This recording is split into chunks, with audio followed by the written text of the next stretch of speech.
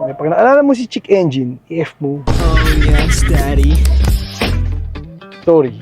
Check engine pala. Para makilala mo siya, dahan mo ng scanner. Hindi high heading.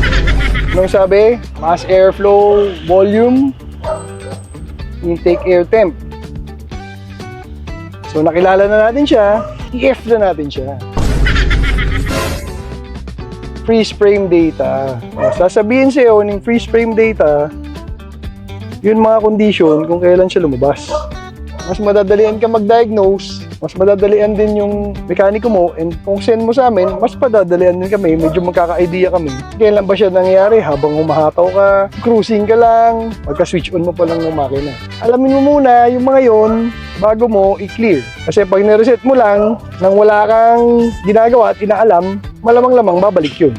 At di mo rin madadiagnose. Antayin mo ulit na magkita kayo.